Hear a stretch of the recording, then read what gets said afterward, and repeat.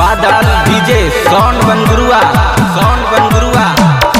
DJ Kanchan Raj बादल DJ के लिए संपर्क करें मोबाइल नंबर 8709506272। रिकॉर्डिंग बाय खुशहाली म्यूजिक स्टूडियो। सुने के पूनम हाला होता तोहार दिलवा जे तोड़ी के गेलही हमार। सुने के पूनम हाला होता तोहार दिलवा जे तोड़ी के गेलही हमार। बात करन सबके सुनाई दे बाओ कॉले रिकॉर्डिंग बजाई दे बाओ डीजे बादल के बोलाई ले बाओ ओकरे डीजे पर बजाई दे बाओ। सुने के पूनम हाला होता तोहार दिलवा जे तोड़ी के गेलही हमार।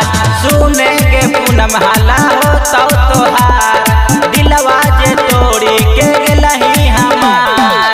बात करन सबके सुनाई दे बाओ कॉले रिकॉर्डिंग बजाई दे बाओ डीजे बादल के बोलाई ले बाओ ओकरे डीजे पर बजाई दे बाओ। बादल DJ sound बनगुरुआ DJ Kanchan Raj Muzaffarpur. बादल डीजे के लिए संपर्क करें मोबाइल नंबर 8709506272। रिकॉर्डिंग बाय खुशहाली म्यूजिक स्टूडियो। तोरे दुआरी पर डीजे लगा के खूबे हम बजाइबो के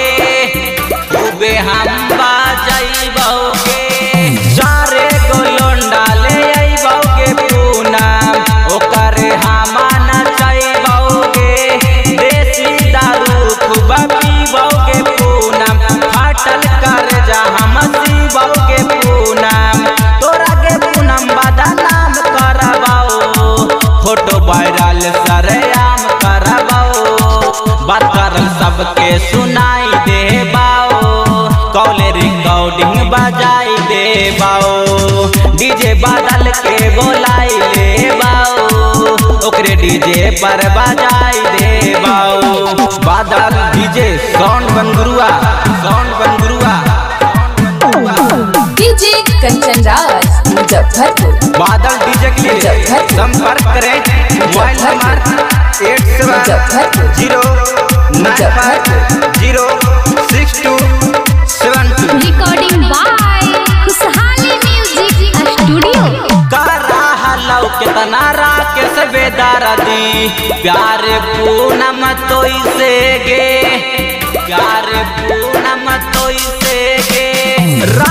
राते भर सोनू के पूनम याद करौ रोई के रतिया के बतिया सबके बताई तो वीडियो भी सबके देतौ देखाए तब तो छौड़ी तोरा चलतौ पता बादल डीजे के तू कैनी सटा।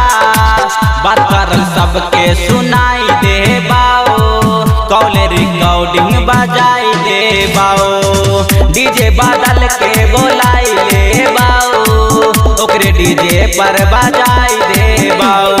सुने के पूनम हाला होता तोहार दिलवा जे तोड़ी के गेलही हमार।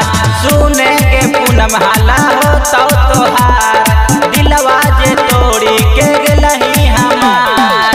बात करन सबके सुनाई दे बाओ कॉले रिकॉर्डिंग बजाई दे बाओ डीजे बादल के बोलाई ले बाओ ओकरे डीजे पर बजाई दे बाओ। बादल डीजे के लिए संपर्क करें मोबाइल नंबर 8709506272।